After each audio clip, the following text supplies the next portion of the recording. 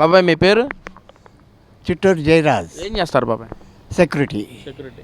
ఎలా ఉంది మరి 2.5 సంవత్సరాలు అవుతుంది మరి కూటమి ప్రభుత్వం ఎలా ఉంది అసలు? బాగానే ఉంది. ఏ పరంగా బాగుంది? బాగుంది. ఏం చేస్తుంది? ఏం చేస్తుంది ఏముంది, అన్ని మంచి పనులు చేస్తున్నాడు చంద్రబాబు నాయుడు గారు.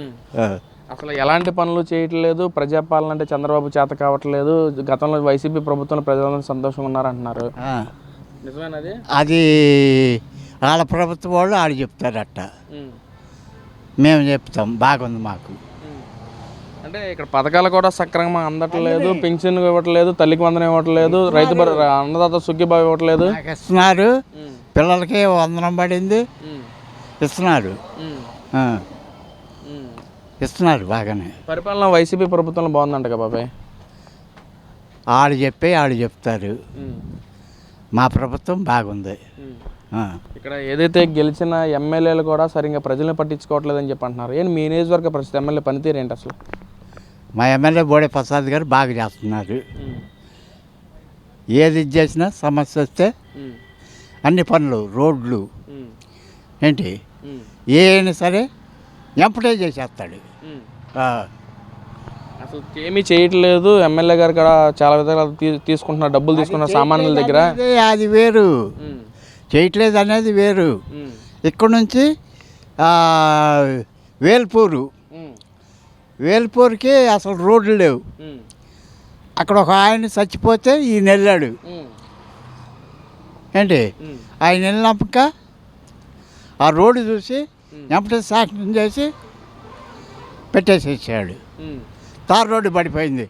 గంగూరు నుండి ఏల్పూర్ వరకు ఏ క్లాస్గా ఉంది రోడ్డు, బాగుంది. ఎలా ఉంది మరి ఇక్కడ ఎమ్మెల్యే గారు పనితీరు, మిగతా విషయాలు ఎలా ఉన్నాయి అసలు? ఇక్కడ ఎమ్మెల్యే గారు ఏ క్లాస్గా ఉన్నాయి. ఆయన అనుమల ప్రభాకర్ రావు గారు వీళ్ళందరి పనులు ఏ క్లాస్గా ఉన్నాయి.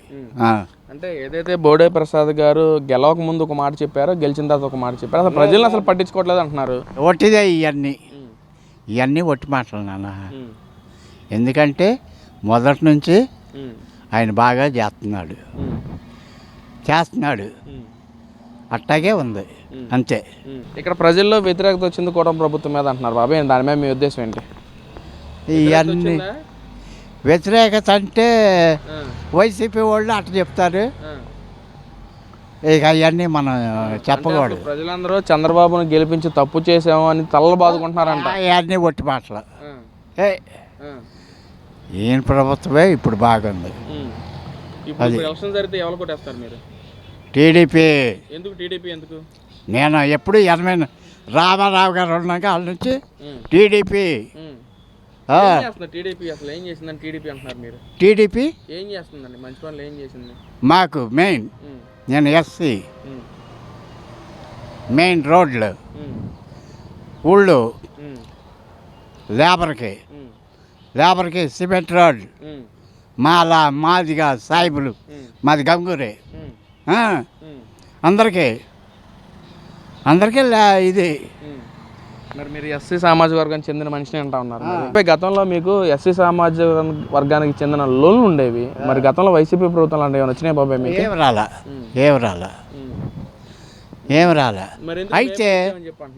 అయితే నాకు 15 సెంట్లు పొలం ఉంది, అందుకని ఏమి రాట్లా.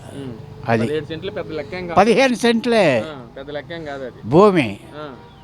మా నాన్నగారికి ఎకరం 30 సెంట్లు ఉంది ఏంటి, అది మేము 10 మంది అన్నదమ్ములు సమానంగా పంచుకున్నారు. 8 మందికి 2 ఆడపిల్లలే.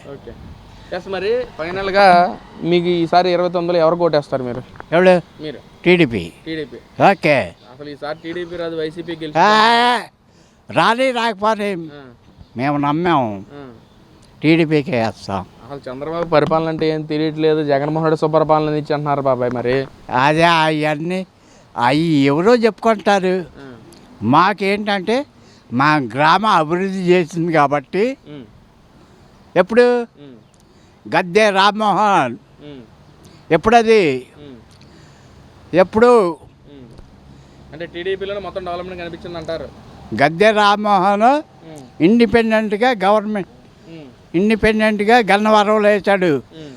బాలవర్ధన్ రావు బాలవర్ధనరావు గారు వాళ్ళు నిలబడితే వాళ్ళ మీద గెలిచాడు ఇండిపెండెంట్గా.